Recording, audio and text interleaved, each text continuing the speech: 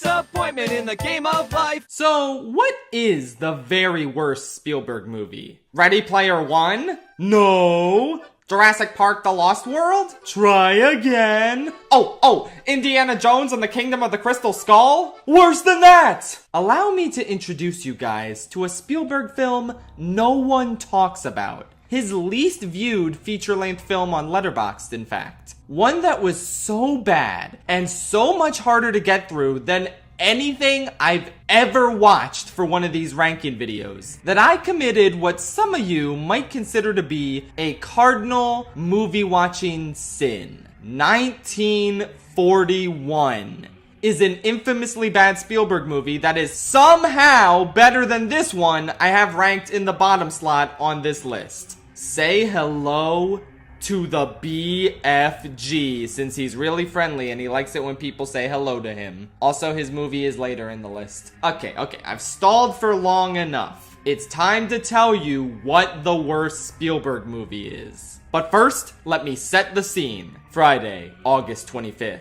I wake up at 11 a.m., eat some delicious pancakes for breakfast, and tell myself, okay, before I put the finishing touches on my Puss in Boots The Last Wish analysis, why don't I watch another Spielberg movie for the ranking? I browse the list of movies I haven't yet watched, and I innocently decide to knock out a movie I don't know anything about. But it's only 2 hours apparently, so I figure, why not? This should be fine. I go to YouTube, and I rent a digital copy of Always. And that's how I ruined my entire day. I cannot stress enough how horrible the experience of watching this movie is. See, there's movies I hate more. At least 5 of the Sony ranking movies are worse. However, those movies weren't 2 hours with the most banal characters acting out the most insane premise with the most baffling execution imaginable. Wow, you might be thinking, the way you describe this, it sounds like a hilariously bad movie for the ages. No, it's not.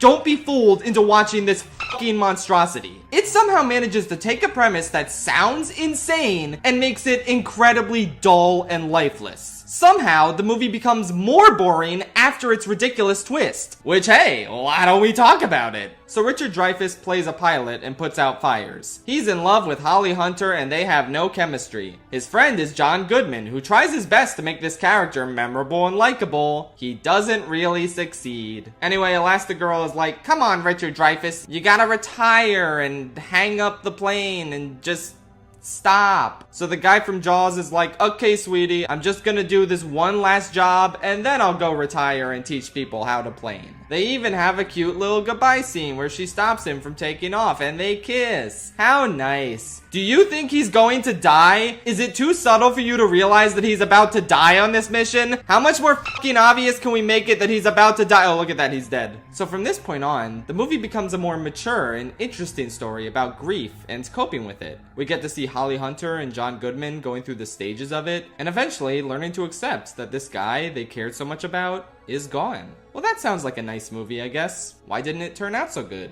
Oh, because I fucking lied. That's not what the movie is about. There are glimpses of these characters dealing with grief, but they're not the focus. The focus is on the guy who died, because now he gets to come back as a ghost and manipulate the thoughts and actions of this new pilot as a spirit guide. He learns all this from Audrey Hepburn as she gives him a haircut in the middle of this scorched forest. And he's so casual about all this. Oh, yep, I'm dead.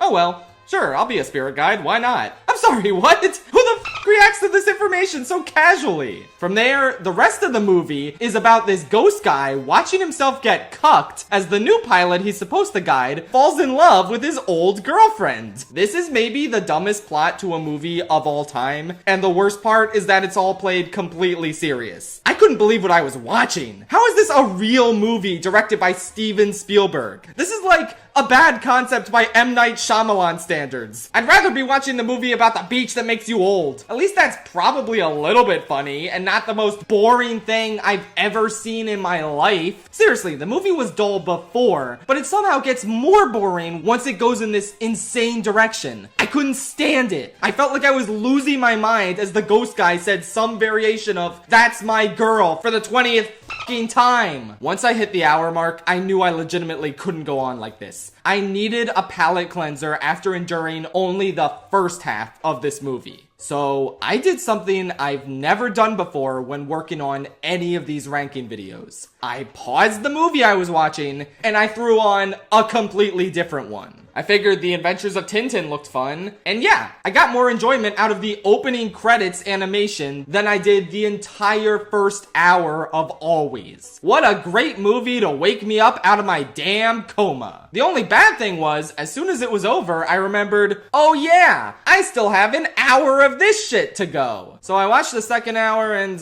I don't know, it was still bad, but the fire effects were cool. There was one good scene in a vacuum where the guy finally accepts that his girl has to move on, and he tells her all the things he wanted to tell her when he was alive. Too bad the movie surrounding this scene was so shitty, huh? Otherwise, I might have actually felt something. And then that's it. It was a whole lot of fucking nothing that added no value to my life whatsoever. Again, don't watch it out of morbid curiosity to see how bad it is, because its biggest crime is that it's painfully boring. I guess the fact that it manages to be so boring while having this insane of a premise is a feat in and of itself. But again, take my word for it, you don't need to watch this shitty ass, creepy as hell, big budget Hallmark movie. How did this come out the same year as Last Crusade? What kind of Shrek 2 Shark Tale double feature shit is this? The good news is, this movie has no fans, so no one will get mad at me for this placement. What a relief. I'll always remember to never watch this movie again.